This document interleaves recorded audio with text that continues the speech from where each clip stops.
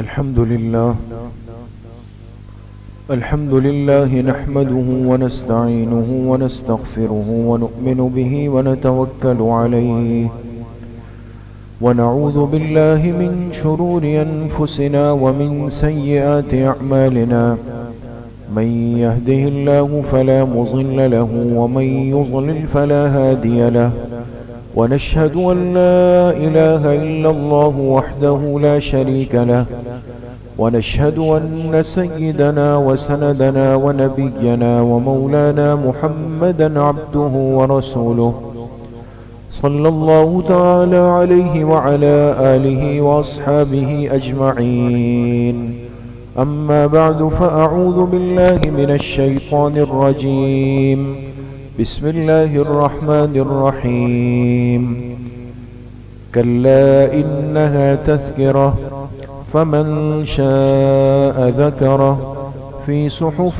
مكرمة مرفوعة مطهرة بأيدي سفرة كرام بررة وقال رسول الله صلى الله عليه وسلم اللهم علمه الكتاب والحساب وقه العذاب صدق الله وصدق رسوله النبي الكريم ونحن على ذلك لمن الشاهدين والشاكرين والحمد لله رب العالمين. درود شریف پڑھ لیں.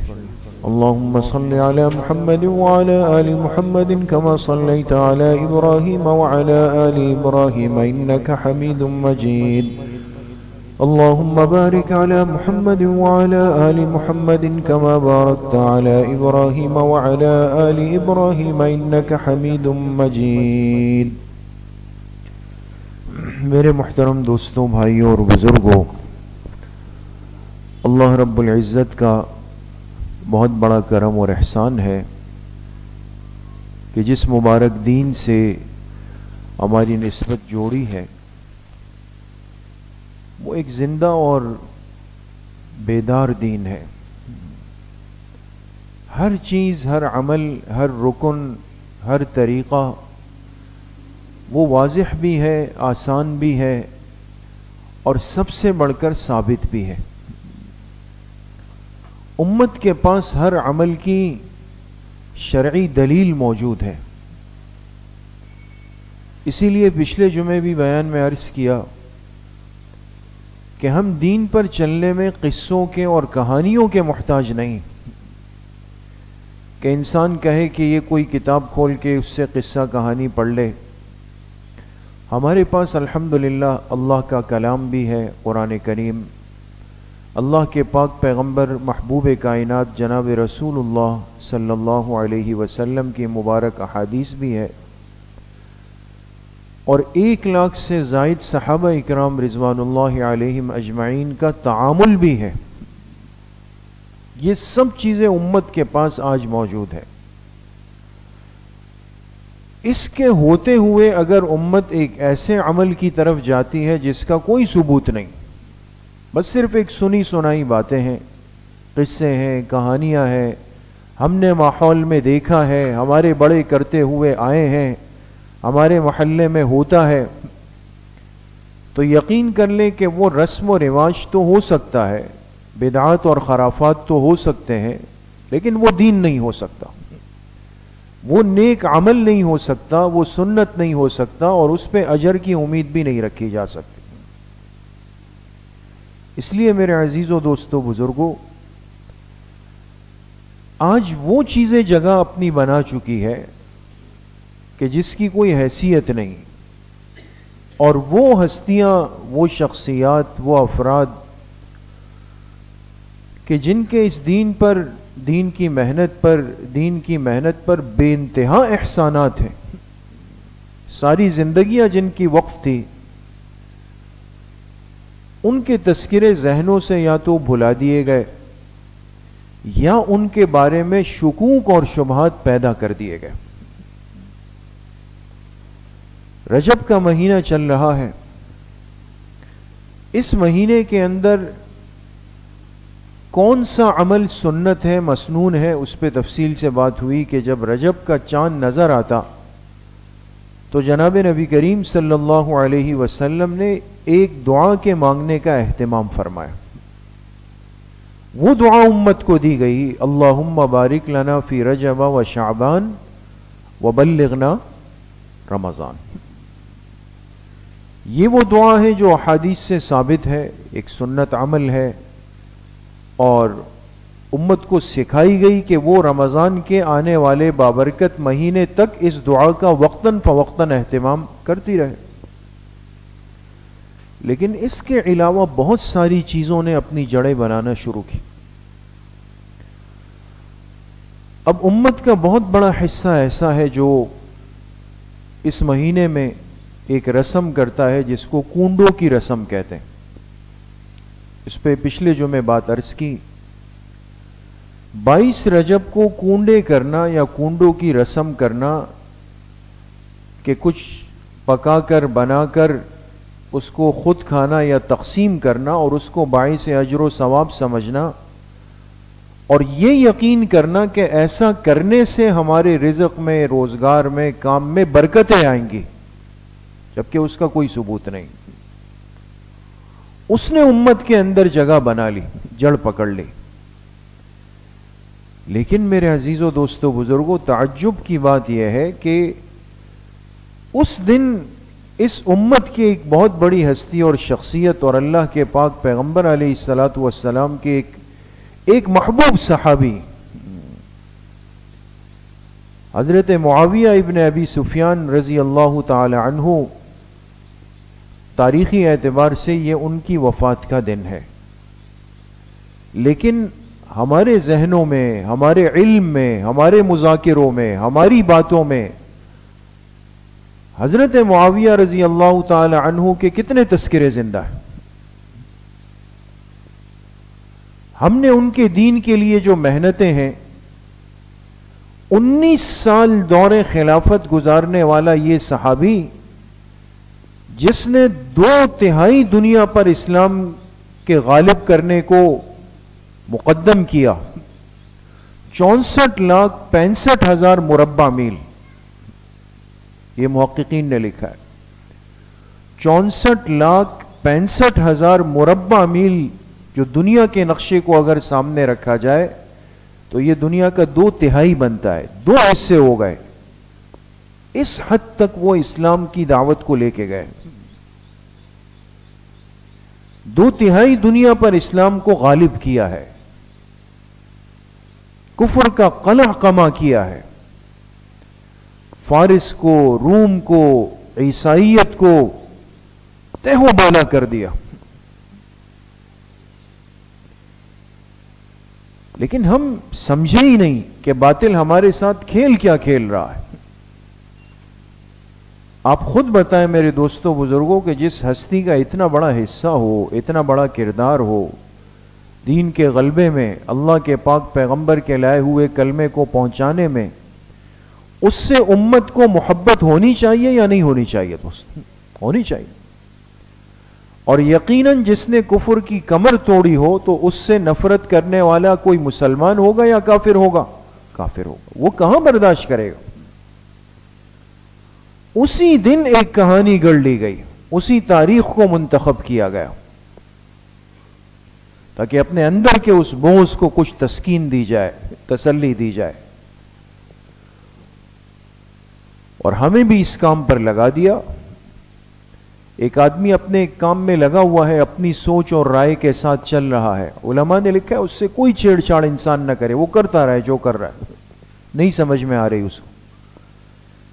لیکن اگر اس کی وہ فکر اور محنت وہ امت کے اندر داخل ہونے لگے گی تو یاد رکھیے کہ من حیث الامت ذمہ داری ہے علماء کی، اہل دین کی، اہل حق کی، کہ وہ امت کو اس فتنے سے بچائے گی.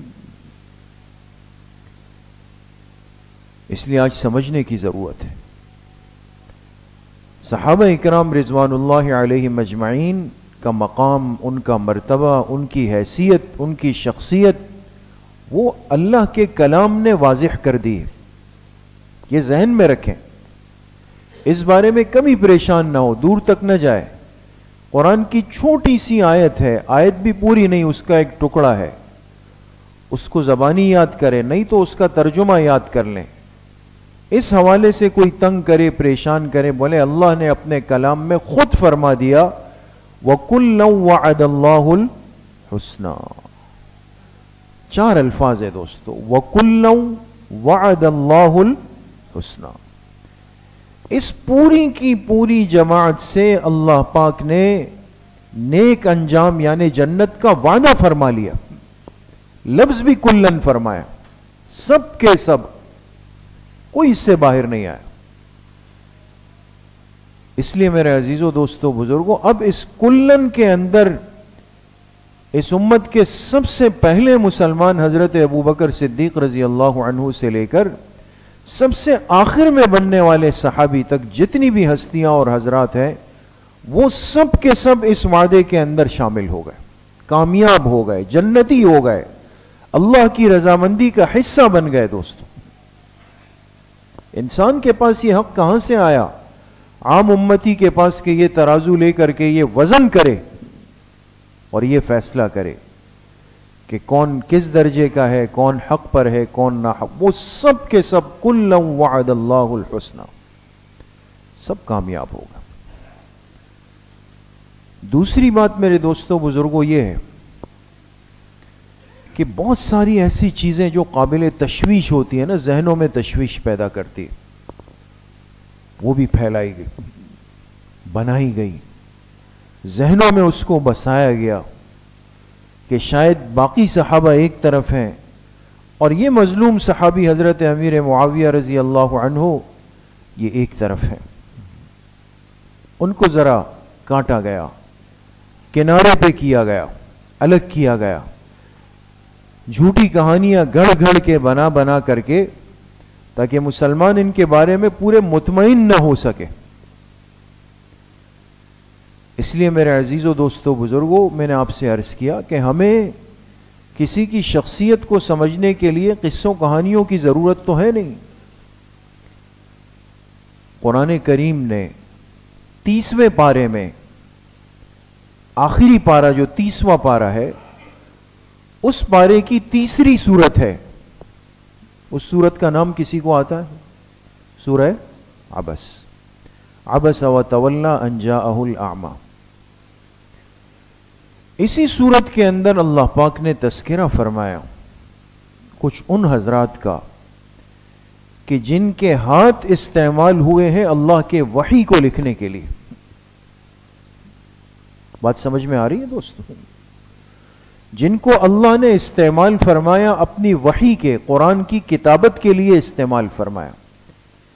انسان جب کوئی اہم بات لکھنا یا لکھوانا چاہتا ہے، عام اہم بات جو دنیا کی ہو، تو لکھواتے ہوئے 100 بار تسلی کر رہا ہے کہ جس کو قلم دے رہا ہوں یہ قابل اطمینان بندہ ہے۔ ہر ایرے غیرے سے ہم اپنا 5 سطری خط بھی نہیں لکھواتے۔ اللہ کا کلام جن مبارک ہاتھوں سے لکھا گیا دوستو، وہ غیر معتبر ہو سکتے ہیں، وہ غیر مستند ہو سکتے ہیں؟ جو 13 صحابہ اکرام، کل تعداد بھی یاد رکھیں، کاتبین وحی صحابہ کی تعداد کتنی ہے؟ 13 ہے، 13 صحابہ ہیں جن کے قسمت میں اور نصیب میں یہ حصہ آیا کہ انہوں نے اللہ کے کلام کو اپنے ہاتھ سے لکھا ہے۔ فی صحف مکرمہ مرفوعۃ مطہرہ بأیدی سفرہ، جو ہاتھ استعمال ہوئے ہیں اس وحی کو لکھنے کے لیے بڑے معزز ہاتھ تھے۔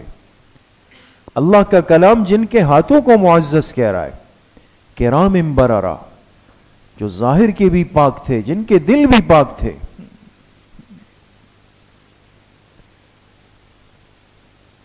13 صحابہ ہیں، اور ان 13 میں سب سے بڑے خوش نصیب صحابی جنہوں نے سب سے زیادہ وحی لکھی، سب سے زیادہ، وہ حضرت زید ابن ثابت رضی اللہ عنہ۔ حضرت زید ابن ثابت، یہ بھی یاد رکھیں۔ اور صحابہ فرماتے ہیں کہ زید ابن ثابت کے بعد دوسرے خوش نصیب صحابی جن سے کتابت کا کام آپ علیہ السلام نے سب سے زیادہ لیا، وہ معاویہ ابن ابی سفیان۔ رضی اللہ عنہ. ان 13 میں پھر جو 2 خاص ہیں اس میں دوسرے نمبر پہ یہ شخصیت کھڑی ہے. دوسری اہم بات، آپ علیہ الصلوۃ والسلام اپنے خطوط لکھواتے تھے، موقع بموقع لکھوائے. ایک خطوط تو وہ تھے جو آپ نے بڑے بادشاہوں کو لکھے، ایک خطوط وہ تھے جو کہ قبائل کے بڑے گورنروں کو، اطراف کے امراء کو، مختلف لوگوں کو. آپ حیران ہوں گے علماء نے اس کو بھی جمع کیا ہے، اس پر بھی محنت ہوئی ہے کہ کل خطوط آپ علیہ الصلوۃ والسلام نے جو تحریرات لکھوائی ہیں، مکتوبات ہے، اس کی تعداد کتنی ہے؟ اس کی تعداد ہے 165. 165. ان 165 میں 135 مکاتیب ایسی ہے کہ جو لکھوائے گئے حضرت معاویہ ابن ابی سفیان رضی اللہ عنہ. اور صحابہ فرماتے ہیں آپ علیہ السلام کو جب کوئی اہم بات لکھوانی ہوتی، آپ ہم سے کہتے معاویہ کو ڈھونڈ کے لاؤ. جب لکھ لیتے آپ بند کراتے، پھر معاویہ رضی اللہ عنہ سے فرماتے اس کو پہنچا کے آؤ. صرف لکھوانے میں اعتماد نہیں، پہنچانے میں بھی اعتماد کہ یہ اتنا خاص بندہ ہے، تو معمولی انسان نہیں ہے. آج ان کے نام کو بھی متنازع کیا گیا، ایسے لوگ بھی دنیا میں کہ بھئی لفظ معاویہ کا معنی کیا ہے. میں آپ سے عرض کروں، میں بھی صبح ہی مطالعہ کر رہا تھا اس حوالے سے. عجیب، حیران ہوتا ہے کہ ہمارے محدثین نے کتنی محنت کی ہے دوستو، کہ اس نام کے کتنے صحابی پہلے سے امت میں موجود ہیں. ہمیں تو ایسا لگتا ہے نا شاید یہ اکلوتے صحابی حضرت معاویہ ہے رضی اللہ عنہ، شاید ان کے علاوہ کوئی ہوگا ہی نہیں. 59 صحابہ، 59 کتنا؟ 59، ایک کم 60. 59 صحابہ کے نام علماء نے تحقیق کر کے نقل کیے ہیں کہ جو آپ علیہ الصلوۃ والسلام کے صحابہ کی جماعت میں شامل تھے، اور 59 کے نام تھے معاویہ.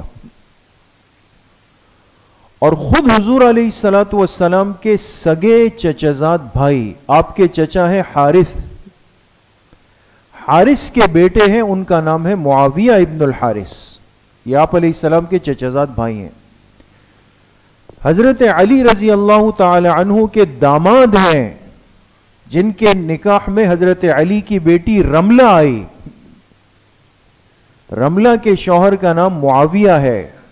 حضرت علی رضی اللہ عنہ کے پوتے ہیں معاویہ ابن عباس ابن علی. کچھ بات سمجھ میں آتی ہے دوستو؟ اگر یہ نام اتنا اوپرا تھا، اتنا اجنبی تھا، یا اتنا نامناسب تھا، یہ کیسے ممکن ہے کہ آپ علیہ الصلوۃ والسلام کے سامنے یہ 59 صحابہ گھومتے تھے، اور آپ کے سگے چچزاد بھائی معاویہ ہے، حضرت علی کے داماد معاویہ ہے، حضرت علی کے پوتے معاویہ ہے، اور یہ نام قبول کیا گیا؟ جبکہ صریح حدیث موجود ہے دوستو بخاری اور مسلم کے اندر. آپ علیہ الصلوۃ والسلام نے حکماً ارشاد فرمایا کہ اپنی اولاد کے لیے صحیح ناموں کا انتخاب کرو. تسموا باسماء الانبیاء، فرمایا کوشش کرو کہ اپنی اولاد کے نام انبیاء والے ناموں پہ رکھو، انبیاء والے نام. اور پھر فرمایا وَأَحَبُّ الْأَسْمَاءِ إِلَى اللَّهِ عَبْدُ اللَّهِ وَعَبْدُ الرَّحْمَنِ، اللہ کے نزدیک سب سے محبوب ترین نام جو ہے وہ کیا ہے؟ عبداللہ اور عبد الرحمن ہے. وَأَكْذَبُهَا حَرْبٌ وَمُرَّةٌ، اور اقبحها، سب سے ناپسندیدہ نام اللہ کے نزدیک وہ حرب ہے اور مرہ ہے. آپ نے فرمایا، آپ علیہ السلام، کوئی نامناسب نام آپ کے سامنے آتا آپ قبول نہیں فرماتے. حضرت ابوبکر صدیق رضی اللہ عنہ جب اسلام لائے، آپ کو پتا ہے ان کا اصل نام کیا تھا؟ حضرت ابوبکر صدیق رضی اللہ عنہ کا اصل نام کیا تھا؟ عبد الکعبہ. کیا نام تھا دوستو؟ عبد الکعبہ. یہ چونکہ ایک تصور اس زمانے کا تھا، خانہ کعبہ کا احترام تھا، اس نسبت سے رکھا گیا. لیکن فرماتے ہیں آپ علیہ الصلوۃ والسلام نے مجھ سے فرمایا کہ آج کے بعد آپ کا نام عبداللہ ہوگا، جو ان کا اصل نام عبداللہ ہے. ابو بکر تو کنیت ہے، نام تبدیل کیا. عبداللہ ابن عمر رضی اللہ عنہما جو بیٹے ہیں کن کے؟ حضرت عمر رضی اللہ عنہ کے. فرماتے میں اپنی چھوٹی بہن کو لے کر آپ علیہ الصلوۃ والسلام کی خدمت میں آیا، چھوٹی بچی تھی. آپ نے فرمایا اس بچی کا نام، میں نے کہا عاصیہ، عین کے ساتھ عرض کر رہا ہوں دوستو، تو کیا نام بتایا؟ عاصیہ نام ہے. آپ نے فرمایا نہیں، عاصیہ تو نافرمان کو کہتے ہیں. فرمایا یہ آج سے جمیلہ ہے. بات سمجھ گئے؟ صحابہ فرماتے ہم بیٹھے ہوئے تھے، ایک بہت بڑا وفد آیا آپ علیہ الصلوۃ والسلام کی خدمت میں اور آ کے بیٹھ گیا. بڑے وجیح لوگ تھے. تعارف شروع ہوا. چلتے چلتے چلتے ایک کا نام جب آیا تو آپ نے فرمایا کہ دوبارہ دوہرا دیں، جیسے ہوتا ہے کہ نام سننے میں کوئی. تو اس شخص نے کہا میرا نام ہے احرام. احرام، احرام جانتے ہیں؟ کہا میرا نام ہے احرام. احرام کے لفظی معنی آتے ہیں حرام کرنے والی چیز. اس لیے جب انسان عمرے حج کے لیے 2 چادریں پہن لیتا ہے، بہت ساری پابندیاں اس پہ لگ جاتی ہیں، حرام ہو جاتی. انہوں نے کہا میرا نام ہے احرام. آپ علیہ السلام نے فرمایا کہ آج سے تمہارا نام ہے زرعہ. کیا نام رکھا؟ زرعہ. بات سمجھ گئے؟ عرض یہ کرنا چاہتا ہوں کہ جو ناپسندیدہ نام اللہ کے پاک پیغمبر علیہ الصلوۃ والسلام کے سامنے آیا وہ تو تبدیل ہوا، یہ نام کیوں تبدیل نہیں ہوا؟ اگر کوئی کہے یہ نام ناپسندیدہ ہے تو یہ نام آپ علیہ السلام نے کیوں تبدیل نہیں فرمایا؟ بلکہ اس نام کو لے کر آپ علیہ الصلوۃ والسلام نے حضرت معاویہ رضی اللہ عنہ کو دعا دی ہے دوستو. اور دعا بھی معمولی نہیں، بہت بڑی دعائیں دی. حدیث پاک میں آتا ہے آپ علیہ الصلوۃ والسلام حضرت امیر معاویہ رضی اللہ عنہ سے خوش ہوئے. فرمایا اللہم اجعل معاویۃ ہادیا مہدیا واہد بہ. اے اللہ معاویہ کو ہدایت دینے والا، ہدایت یافتہ، اور اس کے ذریعے سے دوسروں کو ہدایت کے راستے پہ آنے والا بنا دے. دوسرے موقع پر آپ علیہ الصلوۃ والسلام کو وضو فرمایا. آپ نے فرمایا اللہم علمہ الکتاب والحساب وقہ العذاب. اے اللہ معاویہ کو اپنی کتاب کا علم دے دے، حساب کا علم دے دے، اور اس کو جہنم کے عذاب سے محفوظ فرما لے. تیسری روایت میں فرمایا احلم امتی معاویہ. فرمایا میری امت کا سب سے بڑا بردبار، حوصلے والا، برداشت والا بندہ وہ معاویہ ہے رضی اللہ عنہ. اتنے بڑے فضائل والے صحابی ہیں دوستو، اللہ نے اتنی بڑی شان دی. لیکن آج کتنے افسوس کی بات ہے کہ تذکرے تو دور ہو گئے، ہم بھی اغیار کی باتوں میں آ کر اسی دن کنڈوں کی رسم کرتے ہیں، اس کا حصہ بن جاتے ہیں.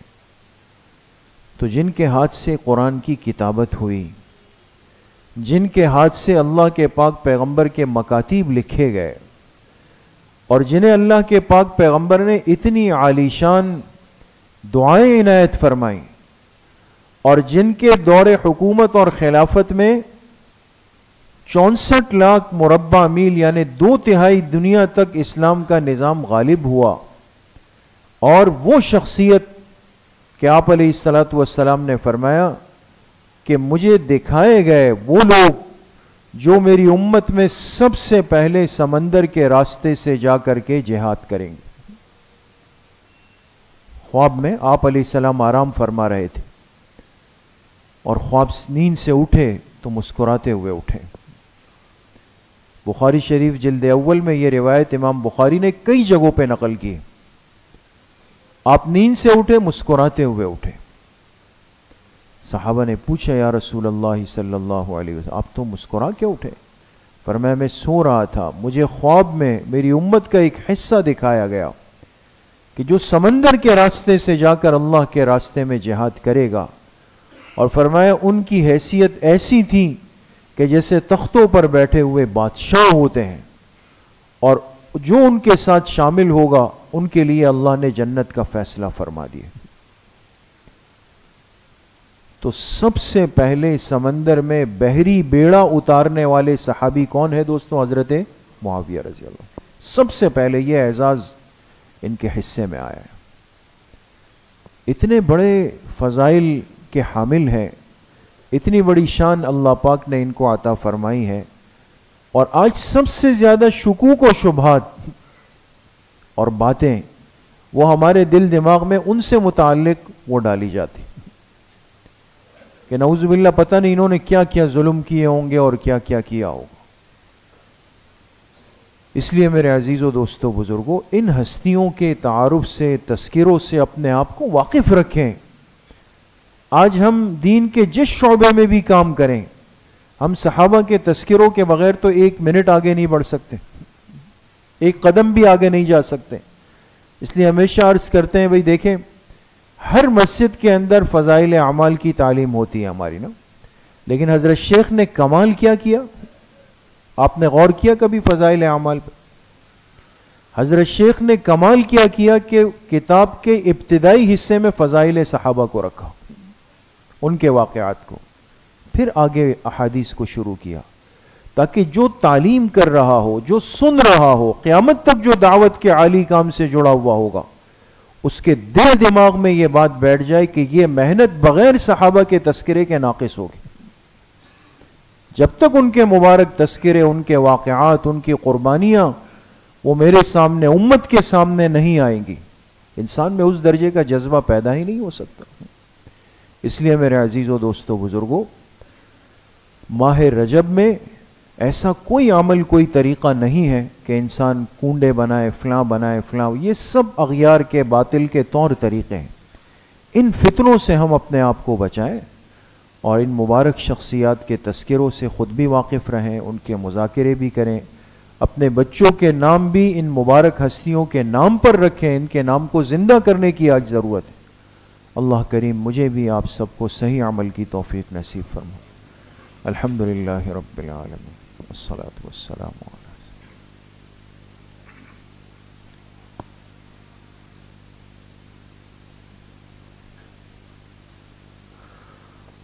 وصلی اللہ وسلم علی نبینا محمد وآلہ وصحبہ اجمعین برحمتہ۔